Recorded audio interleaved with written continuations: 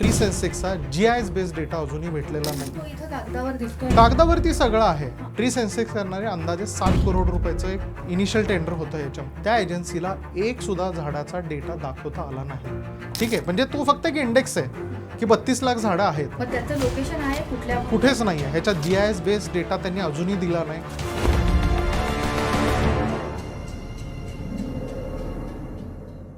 निवडणुका आल्या की आरोप प्रत्यारोपांच्या फैरी ज्या आहेत त्या सुरू होतात. पण या सगळ्यांमध्ये, या सगळ्या निवडणुकीच्या गदारोळामध्ये जे मुख्य मुद्दे आहेत त्यांची चर्चाच होत नाही. आज आपण अशाच मुद्द्यांवरती चर्चा करणार आहोत, कारण की राजकारण हे फक्त सत्तेसाठी नसतं, तर इतर अनेक गोष्टी असतात, त्यामध्ये राजकारण असतं आणि त्यातून मग भ्रष्टाचाराची प्रकरणं जी आहेत ती पुढे येतात. भ्रष्टाचाराच्या अनेक घोटाळे जे आहेत ते घडत असतात आणि नेमका याचा परिणाम शहरावरती काय होतो हे सर्वसामान्य लोकांना कळत नाही, किंवा यामुळं आपलं काय नुकसान होतंय हे सुद्धा त्यांना समजत नाही. आज आसपासच्या किरण या राजकीय कार्यक्रमामध्ये आपण प्रशांत राऊळ यांना बोलवलेलं आहे. प्रशांत राऊळ हे पर्यावरणवादी कार्यकर्ते आहेत. पर्यावरणाच्या दृष्टीनं अनेक गोष्टींवरती गेले काही वर्ष पिंपरी चिंचवड शहरामध्ये ते काम करतात. पण त्यांना जे अनुभव आलेले आहेत, जे प्रोजेक्ट वेगवेगळे पर्यावरणाच्या दृष्टीनं महापालिकेकडून राबवले जातात, तर त्यामध्ये नेमकं काय होतंय, हे प्रोजेक्ट कागदावरती आहेत का प्रत्यक्षात उतरलेले आहेत, हे या सगळ्या गोष्टी आपण त्यांच्याकडून जाणून घेणार आहोत. सर नमस्कार. नमस्कार. स्वागत. नमस्कार. पर्यावरणाचा मुद्दा हा कधीच राजकीय अजेंड्यावरती येत नाही किंवा त्याच्यावर कोणी बोलायला तयार होत नाही. पण आज पिंपरी चिंचवड शहराचा जर विकास करायचा झाला तर इथली हवा जी आहे ती श्वास घेण्यासाठी सुद्धा चांगली नाहीये. अगदी बरोबर आहे. त्यांचा सगळ्यांचा, आपला सुद्धा श्वास आता गुदमरायला लागलेला आहे. इतकं हवा प्रदूषित आहे. या सगळ्या परिस्थितीमध्ये जर याला तोंड द्यायचं असेल तर झाडं ही खूप महत्वाची असतात. अगदी बरोबर. आणि त्यासाठीचा एक स्वतंत्र विभाग महापालिकेमध्ये कार्यरत असतो. हा विभाग नेमकं काय काम करतो? इथं झाडांची वृक्षगणना झाली आहे का, हा पहिला प्रश्न. आणि जर झाली असेल तर ती कशा पद्धतीने झाली आहे? अगदी धन्यवाद. पहिल्यांदा तर तुम्ही मला इथे बोलवलं. आपण ज्या शहरामध्ये किंवा हा इंटरव्ह्यू करतो, ह्या शहराचं नाव 3 झाडांपासून आहे: पिंपरी, चिंच आणि वड. आणि ह्या 3 झाडांच्या नावाने सुरू झालेल्या शहरामध्ये झाडांची जी म्हणतो की अवहेलना सुरू आहे ती न बघवण्यासारखी आहे. आम्ही एक पर्यावरणवादी कार्यकर्ते आहोत किंवा पर्यावरणावरती प्रेम करणारे नागरिक आहोत. जसं आता तुम्ही म्हटलात की हा राजकीय किंवा इलेक्शन्सच्या ह्याच्यामध्ये पर्यावरणाचे विषय येतच नाहीत. त्याच्यासाठी आम्ही एक वेगळा म्हणजे नागरिकांचा पर्यावरणाचा जाहीरनामा काय असेल तोही दिलेला आहे. पण आजच्या विषयाला अनुसरून शहरामध्ये ज्या पद्धतीनं अवैध वृक्षतोड सुरू आहे, म्हणजे एक म्हणू शकतो की महाराष्ट्रातलं अवैध वृक्षतोडीचं हे माहेरघर आहे पिंपरी चिंचवड, म्हणजे ज्या शहराचं नावच झाडांपासून आहे. आणि त्याचबरोबर तुम्ही आता जो विषय हे घेतला की वृक्षगणनेच्या बाबत, तर सगळी महानगरपालिका किंवा जे अर्बन एरियाज असतो, जो आपला 1975चा ट्री ॲक्ट आहे, ज्याला आपण वृक्ष अधिनियम, झाडांचे जतन आणि संवर्धन कायदा म्हणतो, म्हणजे प्रोटेक्शन आणि प्रिझर्वेशन ऑफ ट्रीज ॲक्ट म्हणतो, ते त्याचं मूळ उद्देशच असा आहे की झाडांचं संरक्षण आणि जतन केलं जावं. आणि मग त्याच्यामध्ये जे ॲक्टिव्हिटीज मॅन्डेटरी आहेत त्याच्यामध्ये प्रत्येक 5 वर्षांनी झाडांची वृक्षगणना करणं हे कंपल्सरी आहे. म्हणजे आतापर्यंत महापालिका 1983 स्थापन झाली. हो. 1983 ते 2025 या कालावधीमध्ये किती वेळा ही वृक्षगणना झाली आहे? आता हा कायदा 75चा आहे, पालिका 82ला स्थापन झाली. ठीक आहे, खरं तर प्रत्येक 5 वर्षांनी होणं मॅन्डेटरी होतं. पण आम्ही जेवढी माहिती घेतली, 2007ला एक आपण म्हणू शकतो की मॅन्युअल ट्री सेन्सस झाला, पण तोही बघायला नाही मिळाला. ठीक आहे, त्याचाही डेटा पालिकेकडं बहुतेक नसावा, आम्ही मागितला तो दिला नाही. ठीक आहे, कम्पॅरिझनसाठी पाहिजे होता.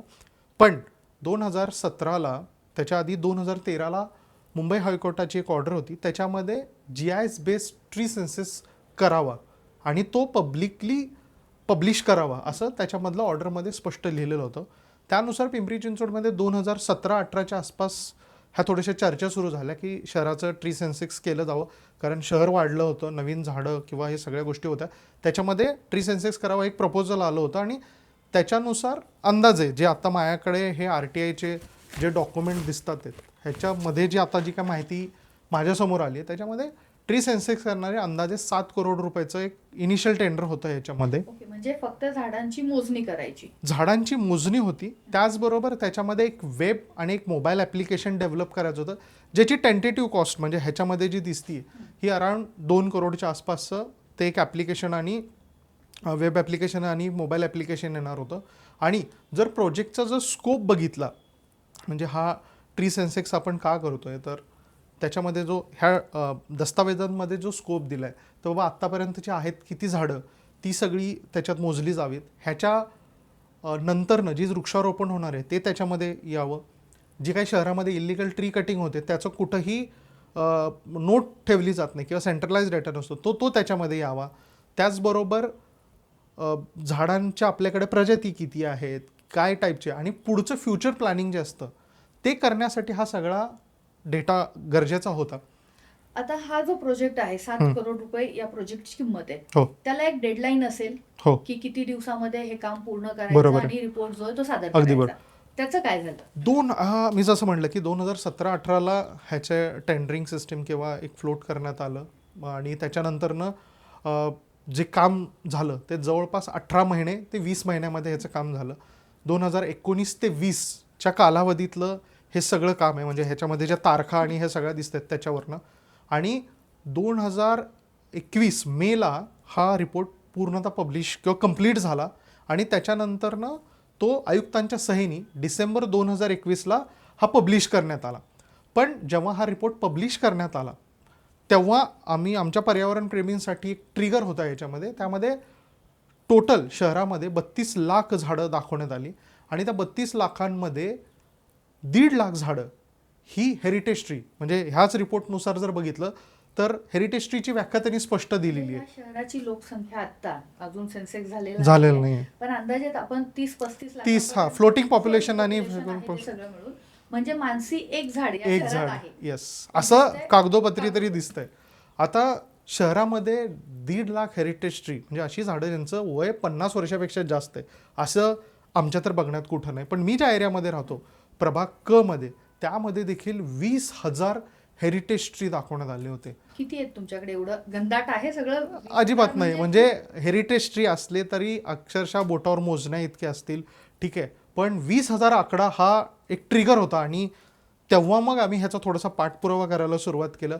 मग ह्याच्या रिपोर्ट्स काढले, आम्ही ह्याचा ट्री सेन्सेक्सचा डेटा मागितला. दुर्दैवानं तो आज तागात देखील आम्हाला ट्री सेन्सेक्सचा GIS बेस्ड डेटा अजूनही भेटलेला नाही. या प्रोजेक्टमध्ये तर त्याची तरतूद होती ना की अशा पद्धतीने काम केलं पाहिजे. बरोबर आहे. प्रोजेक्टमध्ये सांगितलेलं आहे. येस, ह्या प्रोजेक्टचा जर तुम्ही रिपोर्ट, प्रोजेक्टचा स्कोप आणि सगळे जर त्याचे बारकावे जर बघितले तर हा खूप आयडल प्रोजेक्ट आहे, ठीक आहे. पण प्रत्यक्षात असं काहीच उतरलं नाही.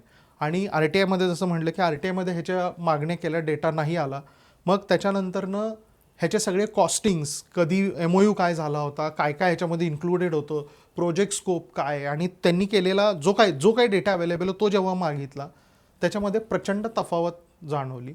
आणि जसं म्हटलं की RTIला हे कुठली उत्तर द्यायला नाही. आम्ही अपीलमध्ये देखील गेलो आणि मग स्टेट गव्हर्नमेंटचा एक GR आहे ज्याच्यामध्ये प्रत्येक सोमवारी तुम्ही प्रत्यक्ष जाऊन फाईल स्क्रुटिनी करू शकता.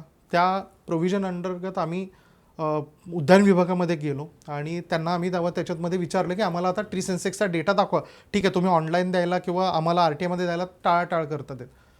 आश्चर्याची गोष्ट अशी होती की 7 करोड रुपये खर्च करून त्यांनी जो 32 लाख झाडं दाखवली किंवा 1.5 लाख हेरिटेज ट्रीज त्यांनी ज्या दाखवल्या, प्रत्यक्षात त्या एजन्सीला, टेरेकॉन नावाची एजन्सी आहे, त्या एजन्सीला एक सुद्धा झाडाचा डेटा दाखवता आला नाही. त्यावेळेस पण तो इथं कागदावर दिसतोय. कागदावरती सगळं आहे, ठीक आहे, म्हणजे तो फक्त एक इंडेक्स आहे की 32 लाख झाडं आहेत. मग त्याचं लोकेशन आहे कुठेच नाही आहे. ह्याच्यात GIS बेस्ड डेटा त्यांनी अजूनही दिला नाही आम्हाला. त्यावेळेस त्यांनी असेच छातुरमातुर उत्तरं दिली की आज सर्व्हर डाऊन आहे, म्हणजे बघतात ते आज सुट्टीवरती आहे, कोणी प्रेग्नन्सी लिव्हवरती गेलं असं सांगितलं. अशी म्हणजे न पटण्यासारखी कारणं दिली. आणि त्यावेळेस म्हणजे जेव्हा आम्ही हे प्रकरण उद्यान विभागामध्ये घेऊन गेलो त्यावेळेस रविकिरण घोडके हे उपायुक्त होते, ठीक आहे. त्यांच्या समोर हा सगळा झालेला प्रकार आहे. अक्षरशः त्यांना उद्यान विभागामध्ये आम्ही ज्या केबिनमध्ये बसलो होतो त्या केबिनच्या बाहेरच्या देखील झाडाचा डेटा त्यांना दाखवता नाही आला. तिथूनच म्हणजे हे त्याच्या आधी पालिकेचे आयुक्त श्री शेखर सिंग यांच्याकडे पण आम्ही गेलो होतो, ठीक आहे. आणि त्यावेळेस अतिरिक्त आयुक्त होते प्रदीप जांभळे पाटील, ठीक आहे, त्यांच्याकडे उद्यान विभाग, त्यांच्याकडे पण आम्ही हे गेलो होतो की बाबा इथं काही ट्री सेन्सेक्स झालेलं नाही. मी तिथूनच त्या केबिनमधनंच रविकिरण घोडके यांच्या समोरनं मी आयुक्तांना फोन लावला की सर 7 करोड खर्च झालेले आहेत, आम्ही इतके दिवस फॉलोअप करतोय, डेटाही दाखवायला तयार नाही. आत्ता त्या ज्या एजन्सीने हा सगळा डेटा प्रिपेअर केला आहे त्यांना देखील हा डेटा ओपन करता येत नाही आहे. म्हणजे अक्षरशः लॉग इन करण्यापासून त्यांची धडपड सुरू झाली होती. आणि त्याच वेळेस जसं म्हणलं ना की ह्या 7 करोडमध्ये जे 2 करोड रुपये होते ते वेब आणि मोबाईल ॲप्लिकेशन्सचे होते. ते वेब ॲप्लिकेशन आम्ही पालिकेच्या वेबसाईटच्या बॅकग्राऊंडमधलं होतं, ते आम्ही शोधून काढलं. ते ॲप उपायुक्तांच्या समोर आम्ही त्याच्यावर लॉग इन करायचा प्रयत्न केला. त्याच्यामध्ये जो OTP जनरेट होऊन व्हेरिफिकेशन व्हायला पाहिजे ते सुद्धा झालं नाही, ठीक आहे. त्यामुळे ते ॲप लाईव्ह झालंच नव्हतं. पण ॲज पर दिस डॉक्युमेंट, ह्या डॉक्युमेंटनुसार ते त्याचं व्हॅलिडेशन झालं आहे, ते लाईव्ह झालेलं आहे. गो लाईव्हच्या ह्याच्यामध्ये चेकलिस्टनुसार ओके करून पेमेंट्स पण गेलेले इथं दिसतात आहेत.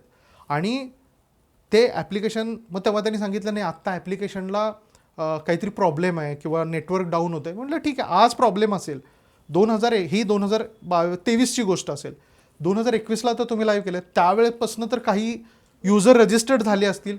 मी त्याच्याबाबतचं पण एक सेपरेट RTI टाकला की आजपर्यंत ह्या ॲप्लिकेशनवरती किती युजर रजिस्टर्ड झालेले आहेत आणि आत्तापर्यंत काय डेटा एक्सचेंज झालेला आहे, त्या RTIचं देखील उत्तर नाही.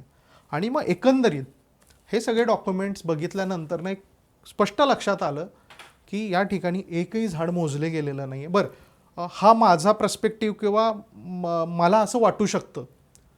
मी शहरातल्या अनेक लोकांना, मी फेसबुकवरती देखील सर्वेज टाकले, मी अनेक पत्रकारांना देखील हे केलं की बाबा ठीक आहे, प्रशांत राऊळला दिसलं नसेल ट्री सेन्सेक्स होताना, पण माध्यमांना, नागरिकांना किंवा इतर कुणाला तरी शहरामध्ये जसं ह्या रिपोर्टनुसार एका झाडाचे जवळपास 32च्या आसपास पॅरामीटर्स घ्यायचे. त्याच्या लोकेशनपासनं, त्या झाडाची हाईट किती आहे, त्या झाडाची गिरीत किती आहे, त्याची स्पीसीज कुठली, असे 32 प्रकारच्या नोंदी घ्यायच्या आहेत. जर असं शहरामध्ये 32 लाख झाडांसाठी झालंय, कुणीतरी बघितलं असेल. पण ते कागदावरती सगळ्या नोंदी आहेत, कागदावरती सगळ्या नोंदी आहेत त्या, ठीक आहे. आणि विशेष म्हणजे त्या एजन्सीजला जेव्हा मी विचारलं की बाबा ठीक आहे, तुम्ही हे 32 लाख झाडं मोजलेत, ठीक आहे, 1.5 लाख झाडं हेरिटेज मोजलेत, हो मोजलेत, कसे मोजले? म्हणजे झाड बघितल्यानंतर चला त्याची स्पीसीज कळू शकते, ठीक आहे, त्याची गिर टेपनी मोजू शकतो, पण त्याची झाडाची हाईट त्यांनी सांगितलं आम्ही अंदाजे मोजली. त्याचा कॅनोपीचा जो काही घेरा असतो, डायमीटर असतो, तो कसा मोजला, तर तोही अंदाजे मोजला. मग हे सगळं काम जर अंदाजे झाले तर ह्याला 7 करोड रुपये करदात्यांच्या पैशाची का खर्च केले गेले, हा पहिला प्रश्न.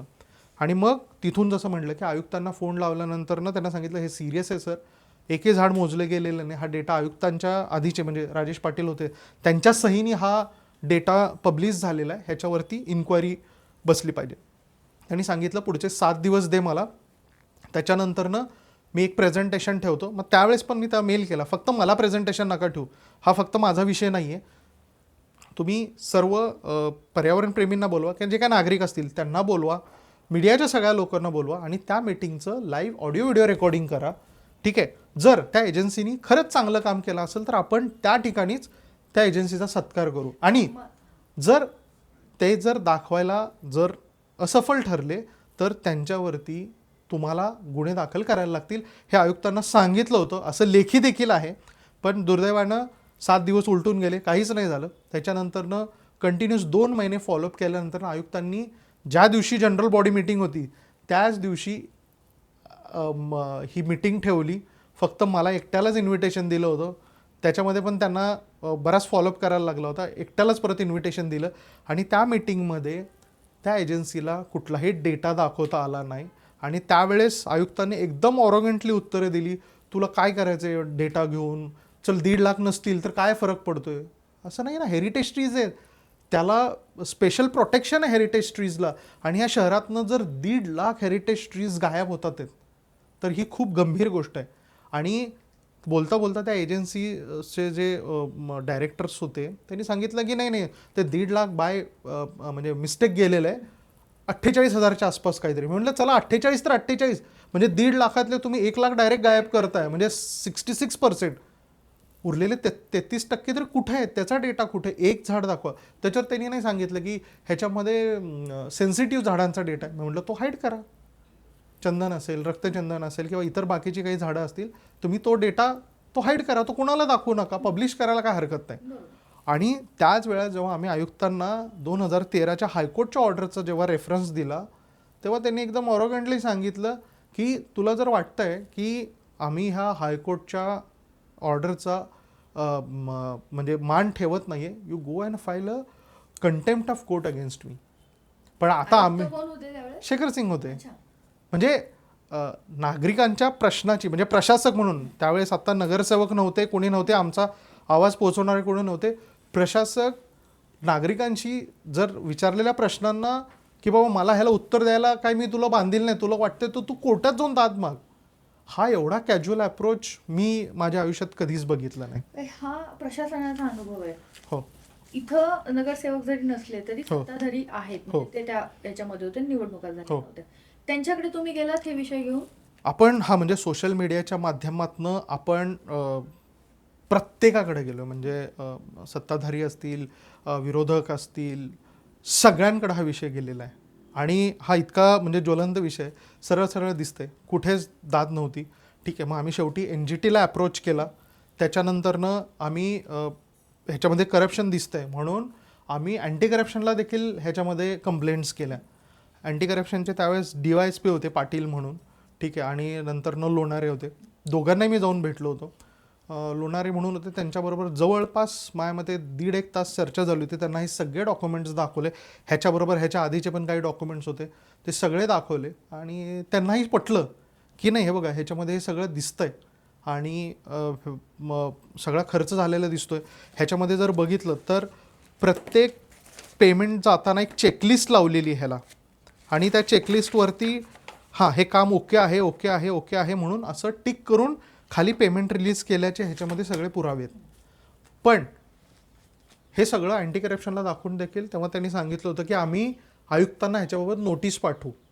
पण I think so anti corruption ॲक्टमध्ये पण काहीतरी त्यावेळेस अमेंडमेंट झाल्याचं त्यांनी आम्हाला एक रेफरन्स दिला. त्यांनी काही रिटर्न दिलं नाही, पण त्यांनी सांगितलं की 2018ला 17B मध्ये काहीतरी एक अमेंडमेंट झाली होती. ठीक आहे, मी ती ऑनलाईन शोधायचे प्रयत्न केले पण मला ती काही सापडली नाही. पण त्याच्यानुसार ह्याच्यावरती कारवाई करण्याचे अधिकार हे आयुक्तांनाच आहे. म्हणजे ज्यांच्या बाबतची तक्रार आहे त्यांचीच तक्रार त्या डिपार्टमेंट हेडकडे करायची असं त्यांनी त्याच्यामध्ये ते सांगितलं. आणि त्याच्यानंतरनं आज तागात त्याच्यावरती कुठलीही ॲक्शन नाही. 1.5 लाख हेरिटेज ट्रीज, त्यानंतर एकूण 32 लाख सगळे हो. मिळून झालं. मग तुम्ही जेव्हा आता शहरामध्ये फिरता तेव्हा ऍक्च्युअल फॅक्ट्स काय आहेत आणि काय अवस्था झालेली आहे ह्या सगळ्या पर्यावरणाच्या दृष्टीनं शहराची अवस्था काय झालेली आहे? हे बघा झाड आहे ना, म्हणजे ह्या परिसंस्थेतलं आहे ना सगळ्यात महत्त्वाचा भाग आहे. आणि त्यातनं आपल्या शहराचं परत एकदा नावच तसं आहे, पिंपरी चिंचवड. पण झाडाचं कार्य फक्त आपण जसं म्हणतो ना ऑक्सिजन देणं किंवा काही असं इतकं तुरळक नाही आहे. झाडाचं जर टोटल डेफिनेशन्स म्हणजे किंवा टोटल जर त्याचं कार्य जर बघितलं, ठीक आहे, तर शहराच्या दृष्टीनं आत्ता जो का आपण हिवाळ्यामध्ये जो AQI वाढलेला दिसतो, आजसुद्धा 309 AQI आहे. तर हा AQI कमी करण्यासाठी झाडं खूप मोठ्या प्रमाणामध्ये कमी म्हणजे मदत करतात. ठीक आहे, शहराला एक हरित आच्छादन देण्याचं काम करतात. इथलं जे लोकल ॲम्बियंट टेम्परेचर असतं ते कमी करायचा प्रयत्न करतात. अजून एक महत्त्वाचं काम म्हणजे कार्बन सिक्विजेशन, जे काय आपण कार्बन उत्सर्जन करतो ते सिक्विजेशन करून घ्यायचं प्रयत्न करतात किंवा त्याचं मेन ते कार्य असतं.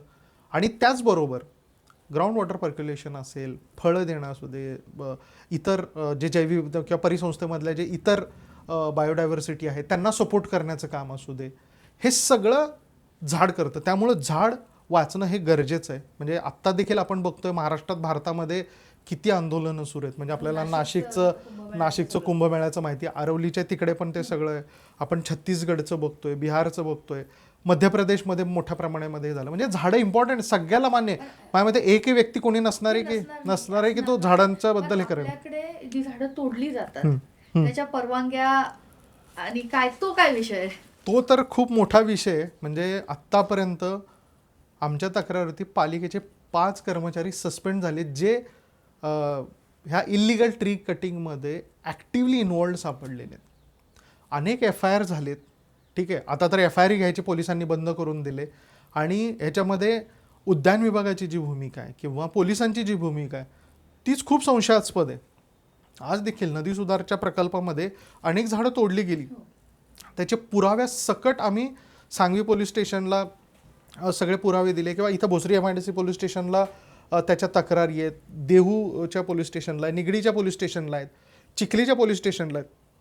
मी स्वतः आजपर्यंत जवळपास 12 ते 13 इल्लिगल ट्री कटिंगचे ट्रक्स पकडलेले आहेत. ते पोलीस स्टेशनमध्ये जमा केलेले आहेत. FIR 6 ते 7 FIR दाखल झालेले आहेत.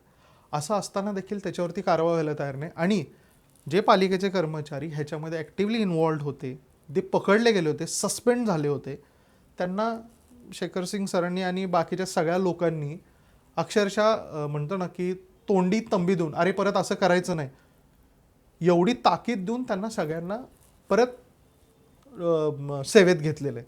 म्हणजे इलिगल ट्री कटिंगच्या बाबत पालिका प्रशासन हे अत्यंत आपण म्हणू शकतो ना की असंवेदनशील आहे. की हे तुम्ही या गोष्टी जेव्हा स्थानिक नेत्यांकडे इथे मांडता, हं. हे सगळं त्यांना सांगता, तेव्हा त्यांचा अप्रोच काय? कारण प्रशासन इतकं मनमानी बरोबर आहे. करू शकेल का त्यांच्या मागे कोणी आहे? नाही, आता ह्याच्यामध्ये सांगतो की स्थानिक राजकारणी असू दे किंवा मोस्टली आपलं जे मागणं असतं हे आपण प्रशासनाकडेच नेतो. कारण राजकारणी म्हणजे नगरसेवक असू दे, आमदार असू दे, खासदार असू दे, ते आज 5 वर्ष आहेत, पुढच्या टर्मला असतील नसतील हे नाही. हा विषय प्रशासनाचा आहे. डेफिनेटली जर नगरसेवक किंवा आमदार असतील, खासदार असेल तर ह्याच्यामध्ये मदत करू शकतात. पण आपला पहिल्यापासून अप्रोच असंच राहिलेलं आहे. आपण हा पॉलिटिकल लोकांकडे हा विषय नेलाच नाही मुद्दामून. कारण त्याच्यामध्ये रिझल्ट काय येईल असं आम्हाला बिलकुल वाटत नाही. त्यामुळे आपली जी मागणी आहे, आपलं जे काही सगळं म्हणणं आहे, हे प्रशासन, पोलीस आहे त्यांची जबाबदारी आहे तिथे ते हे किती करणं. साथ देत आहे तुम्हाला? प्रशासन 0 म्हणलं तरी चालेल. थ्रेट आहे? हो, 2 वेळा थ्रेट्स आलेले आहेत ह्याच्यामध्ये. काय म्हणणं आहे त्यांचं? म्हणजे मला आठवतंय निगडीमधली एक वृक्षतोड होती आणि इथे गवळी माथ्याची इथे एक वृक्षतोड होती. माझे कामाची पद्धत अशी होती की जेव्हा काही दिसतं म्हणजे ट्रक दिसतो किंवा काय दिसतो, आपण फेसबुक लाईव्ह करून 112ला कॉल करतो. तर ते फेसबुक लाईव्ह वगैरे डिलीट करण्यासाठीचे प्रेशर्स होते. आणि त्याच्याबाबतचं लेखी म्हणजे गृह मंत्रालय, DG मुंबईपासून सगळ्या तक्रारी देखील केलेल्या आहेत की असं आहे. आणि आता म्हणजे आपण ज्याला म्हणतो ना ट्रेसिंग किंवा हे सगळे प्रकार झालेले आहेत त्याच्यामध्ये. पण मग आता जेव्हा 7 कोटी रुपयांचा सरळ सरळ इथे भ्रष्टाचार दिसतोय, हो, ही लढाई पुढे कशी घेऊन जाणार किंवा आता काय अडथळे वाटतायत तुम्हाला? हे बघा, आता आमच्याकडे जेवढे काही ह्याच्यामध्ये संविधानिक मार्ग होते, ठीक आहे, की NGTमध्ये घेऊन जाणं किंवा प्रशासनाकडे घेऊन जाणं, मुख्यमंत्र्यांकडे घेऊन जाणं, पर्यावरण मंत्र्यांकडे घेऊन जाणं, म्हणजे हे जे काही सगळे पर्यावरणाचे विषय आहेत ह्याबाबत जे काय करायचं होतं ते करून म्हणजे अक्षरशः इथून मी मुंबईला सायकलवरती मंत्रालयापर्यंत गेलो होतो पर्यावरण दिनाच्या दिवशी. मी इथून जंतर मंतरला 15 ऑगस्टला एक दिवसीय सांकेतिक उपोषणासाठी गेलो होतो. गेल्याच वर्षी हिवाळी अधिवेशनामध्ये मी इथून एकटाच हे गेलो, तिथे पर्यावरण मंत्र्यांपर्यंत हे सगळे विषय ठेवलेत. म्हणजे कोर्टाचे पर्याय झाले, पोलिसांचे पर्याय झालेत, प्रशासनाकडे सगळं गेलेलो आहे. समाज माध्यमांच्या म्हणजे सोशल मीडिया, फेसबुक, इंस्टाग्राम, व्हॉट्सअपच्या माध्यमातून लोकांपर्यंत हा विषय मांडलेला. आणि ऑब्व्हियसली म्हणजे सत्ताधारी असतील किंवा विरोधक असेल, ह्या सगळ्यांना हा विषय माहिती आहे. पण आजपर्यंत तरी ह्याच्यावरती सच ॲज काही सोल्युशन निघालं नाही. आता खरं तर आम्हालाच थोडंसं आता कळायचं बंद झालं की आता इथून पुढे अप्रोच नेमका करायचा तो कुणाकडे करायचा. म्हणजे आपल्याकडे न्यायपालिका असते, आपल्याकडे प्रशासन असतं, आपल्याकडं लोकप्रतिनिधी असतात, ठीक आहे, पोलीस असतात, ह्या सगळ्यांकडं म्हणजे मीडिया आहे. म्हणजे लोकशाहीचे 4 स्तंभांकडे गेल्यानंतरनं देखील ह्याच्यामध्ये जर दाद दिली जात नाही. इवन NGTमध्ये देखील तक्रार केल्यानंतरनं आम्ही जेव्हा आयुक्तांकडे गेलो होतो, आयुक्तांना म्हटलं की आम्ही असंच आहे NGT, ते म्हणे NGTला उत्तर देणं आम्हाला काही बंधनकारक वाटत नाही. म्हणजे ती सुद्धा म्हणजे जरी ते एक प्रकारचं वेगळं न्यायाला हरित लवाद असलं, आयुक्तांची मगरुरी खूप म्हणजे मी असे म्हणजे वैयक्तिक नाही पण अशा प्रकारचे प्रशासकीय अधिकारी मी माझ्या आयुष्यात कधीच बघितले नाही की जे नागरिकांच्या म्हणजे तक्रारी तर सोडा पण त्यांच्याशी व्यवस्थित बोलायला देखील तयार नाही आहेत. अशा प्रकारचे अनुभव सगळे हे आलेले. म्हणजे ह्या ह्याच्यामध्ये तर क्लिअर कट सगळं दिसतंय की भ्रष्टाचार झालेला आहे. झाडांची तोड तर झालेलीच आहे, पण एक खोटा वृक्षगणनेचा अहवाल प्रसिद्ध केला गेला. आता हे 21 नंतरनं आता आज आपण 26 मध्ये आहोत. 5 वर्ष आता खरं तर पुढची वृक्षगणना हे व्हायला पाहिजे, पण त्याच्यावरती काहीच हे नाही अजून. राजकारणात जे आरोप होतात, परवा अजित पवारांनी एक प्रेस कॉन्फरन्स घेतली आणि त्यांनी अशीच कागद दाखवली हो आणि मग ते पैसे सगळे कुठे गेले काय असं त्यांनी विचारलं. खरं तर हाही त्यातलाच एक भाग म्हणावा लागेल आपला. वृक्षगणनेमध्ये 7 कोटीचा भ्रष्टाचार झाल्याचं इथे दिसतंय, त्याचे पुरावे आहेत. खरं तर आपण ज्या शहरामध्ये राहत असलो ते शहर राहण्यासाठी चांगलं असावं असं प्रत्येकाला वाटतं. पण मग त्या चांगल्यामध्ये कुठल्या गोष्टी येतात, आता जर आपण पाहिलं तर बिल्डिंग्स चांगल्या असाव्यात, लिफ्ट असावी तिथे, स्विमिंग टँक असावा आणि स्वच्छता असावी. परंतु हे शहर या सगळ्या भौतिक सुख जरी मिळाली तर तिथं पर्यावरण जर बिघडलेलं असेल तर तुमच्यासाठी ते शहर राहण्यायोग्य अजिबात नसतं. पिंपरी चिंचवड शहराची अवस्था सध्या अशीच झालेली आहे. आता सरांनी सांगितलं किंवा मीही 4-5 दिवसापूर्वी एक रिपोर्ट केला होता आणि त्यात म्हटलं होतं की डिसेंबरचा शेवटचा आठवडा या शहरातली हवा जी आहे ती अत्यंत खालावलेली आहे आणि त्यामुळं श्वसनाचे आजार जे आहेत ते लोकांना होत आहेत. आजचा AQI जर पाहिला तो सरांनी सांगितलं 300 आहे, म्हणजे अति Yes. धोकादायक पातळी सुद्धा हवेची या ठिकाणी ओलांडलेली आहे. जगायचं कसं हा प्रश्न पडतोय. इलेक्शनच्या काळामध्ये आरोप प्रत्यारोप केले जातील, पण लोकांनी हे शहर त्यांच्यासाठी जर चांगलं व्हावं तर इथलं पर्यावरण वाचवण्यासाठी पुढे यायला हवंय. आणि असं मला त्यामुळेच असं वाटतं की राजकारण्यांबद्दल त्यांचे आरोप प्रत्यारोप जे आहेत त्यांच्या अजेंड्यावरती काय आहे हे जाणून घेत असताना इथल्या शहरातल्या नागरिकांचा अजेंडा नेमका काय आहे, विकास या शहराचा कशा पद्धतीने व्हायला हवाय असं त्यांना वाटतं, ते जाणून घ्यावं असं मला वाटतं आणि ते तुमच्यापर्यंत पोचवावं असं वाटलं. म्हणूनच आज राहुल सरांसोबत आपण हा गप्पांचा कार्यक्रम केला. पर्यावरणासारखा विषय हा अजिबात दुर्लक्ष करता येण्यासारखा नाहीये. आपल्या इतर अजेंड्यामध्ये हा सगळ्यात पहिल्यांदा असला पाहिजे.